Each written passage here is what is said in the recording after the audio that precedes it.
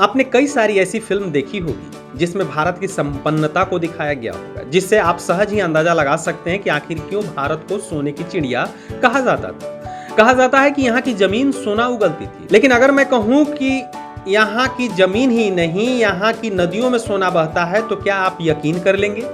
अगर आप यकीन न भी करेंगे तो बिल्कुल सच है। ये नदी कहीं और नहीं बल्कि बिहार से सटे झारखंड में बहती है। झारखंड में बहने वाली स्वर्णरेखा नदी अपने आप में बहुत ही खास है, जिसमें पानी के अलावा सोना यानी गोल्ड बहता है। झारखंड की राजधानी रांची शहर से लगभग 16 किलोमीटर की दूरी पर बहने वाली स्वर्णरेखा नदी तमाड़ और सारंड जैसे इलाकों से होकर गुजरती है, जहां रहने वाले स्थानीय लोग सालों से नदी के पानी से सोना अलग करने का काम कर रहे हैं। स्वर्णरेखा नदी से प्राप्त होने वाले सोने की वजह से ही स्थानीय लोगों को 2 वक्त की रोटी नसीब हो पाती है, क्योंकि यहाँ के लोगों का मुख्य रोजगार नदी के पानी से सोना को अलग करना है। स्थानीय लोग नदी के पानी के साथ तलहटी पर मौजूद मिट्टी को इकट्ठा करते हैं और फिर उसमें से सोने के बारीक कण को निकालकर अलग करते हैं। यह काम बिल्कुल भी आसान नहीं है, क्योंकि रेत में से बारीक सोने को अलग करने में घंटों का समय लग जाता है। हालांकि इसके बावजूद भी स्थानीय लोग पूरा दिन नदी के किनारे बैठकर सोना इकट्ठा करते हैं, जिसकी बदौलत एक व्यक्ति पूरे महीने में 70 से 80 सोने के कण जमा करते हैं, जिसे बाजार में बेचने पर 5 से 8 हजार रुपए की कमाई हो जाती है। किसी भी नदी के पानी में गोल्ड का बहना अपने आप में बहुत ही चमत्कारी है, जो आम लोगों के साथ साथ वैज्ञानिकों का भी ध्यान अपनी ओर आकर्षित करता है।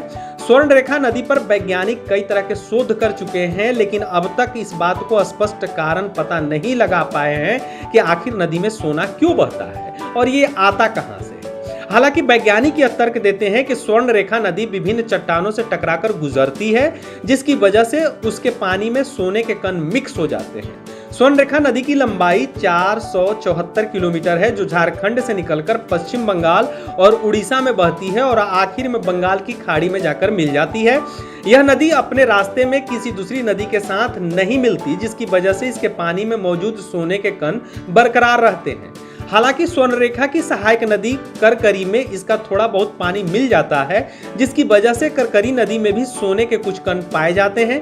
पानी के साथ सोना लेकर बहने वाली इस नदी को स्वर्णरेखा नाम दिया गया है, जो झारखंड के स्थानीय और गरीब लोगों को रोजगार देने का काम करती है। हालांकि अन्य नदियों की तरह स्वर्णरेखा नदी चट्टानों के बीच से होकर गुजरती है, लेकिन इस नदी में सोने के कण क्यों पाए जाते हैं, यह बात आज भी अनसुलझे रहस्य से कम नहीं है।